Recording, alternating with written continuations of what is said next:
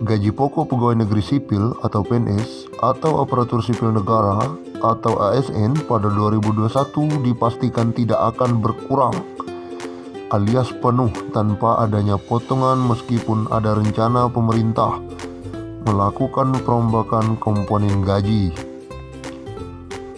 Formulasi gaji PNS ditetapkan berdasarkan beban kerja, tanggung jawab dan risiko pekerjaan. Seperti diketahui, pemerintah saat ini berencana untuk merombak komponen gaji. Pembahasan itu saat ini tengah dibahas oleh kementerian atau lembaga terkait melalui koordinasi Badan Kepegawaian Negara atau BKN. Penghasilan PNS ke depan yang sebelumnya terdiri dari banyak komponen disederhanakan menjadi hanya terdiri dari komponen gaji dan tunjangan. Formula gaji PNS yang baru akan ditentukan berdasarkan beban kerja, tanggung jawab dan risiko pekerjaan. Sementara untuk formula tunjangan PNS meliputi tunjangan kinerja dan tunjangan kemahalan. Kemudian, rumusan tunjangan kinerja didasarkan pada capaian kinerja masing-masing PNS. Sedangkan rumusan tunjangan kemahalan didasarkan pada indeks harga yang berlaku di daerah masing-masing. Tak hanya gaji pokok yang tetap, pemerintah juga memastikan THR dan gaji ke-13 untuk PNS akan diberikan secara penuh. Artinya, tidak ada potongan tunjangan kinerja seperti yang diberikan pada tahun ini. Direncanakan pemberian THR dan gaji ke-13 dalam tahun 2021 secara full, kata Direktur Jenderal Anggaran Kementerian Keuangan Askolani kepada CNBC Indonesia. Dia menuturkan, anggaran untuk THR dan gaji ke-13 sudah masuk dalam anggaran pendapatan dan belanja negara atau APBN 2021. Oleh karenanya, ini diharapkan bisa membantu para PNS untuk tetap melakukan belanja. Saat ini rencananya sama dengan kebijakan sebelum COVID-19. Nanti akan dilakukan monitoring implementasinya di 2021 sebelum dilaksanakan, kata Askolani. Badan Kepegawaian Negara atau BKN mengatakan saat ini pihaknya tengah mempercepat perumusan kebijakan sebagai bagian dari proses gaji PNS, salah satunya dengan melakukan reformasi sistem pangkat dan penghasilan, termasuk di dalamnya gaji dan tunjangan, serta fasilitas PNS.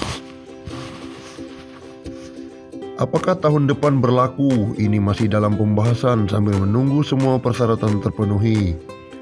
Terlebih sekarang pemerintah fokus kepada penanganan COVID-19, ujar Deputi Bidang Pembinaan Manajemen Kepegawaian Haryomo Dwi Putranto saat menjadi pembicara dalam Rakornas Kepegawaian BKN Virtual 2020. Senin tanggal 21 bulan 12 2020.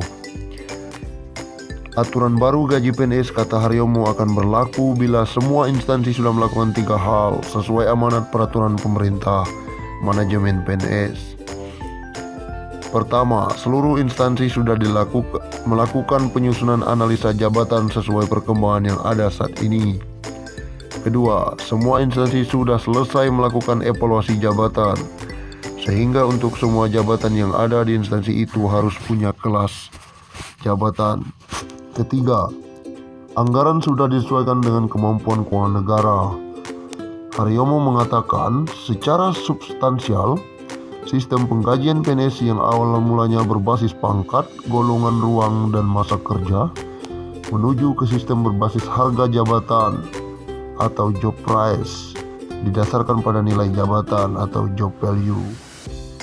Adapun nilai jabatan diperoleh dari hasil evaluasi jabatan atau job evaluation yang menghasilkan kelas jabatan atau tingkatan jabatan yang selanjutnya disebut dengan pangkat. Selain komponen gaji, pemerintah juga menetapkan kebijakan gaji ke-13 untuk PNS dan pensiunan yang sudah tercantum dalam Undang-Undang APBN tahun 2021 dan masuk di dalam alokasi yang telah diperhitungkan di dalam alokasi dasar formula untuk daerah, yakni dana alokasi umum atau DAU daerah. Adapun total DAU termasuk di dalamnya komponen gaji 13 dan THR sebesar 390,2 triliun. Ini menarik sekali. DAU sebagaimana dimaksud pada ayat 12 telah diperhitungkan formasi calon pegawai negeri sipil daerah, pegawai pemerintah dengan perjanjian kerja, gaji ke-13, dan tunjangan hari raya. Tulis salah satu pasal di UU APBN 2021. Sama seperti pemberian gaji, maka pemberian THR dan gaji ke-13 diberikan kepada PNS aktif hingga pensiunan. Anggaran setiap tahun pun selalu dipersiapkan. Berikut 13 penerima THR dan gaji ke-13 dari pemerintah. Ke-1, PNS. Kedua, prajurit TNI. Ketiga, anggota Polri. Keempat, PNS, prajurit TNI, dan anggota Polri yang ditempatkan atau ditugaskan di perwakilan Republik Indonesia di luar negeri.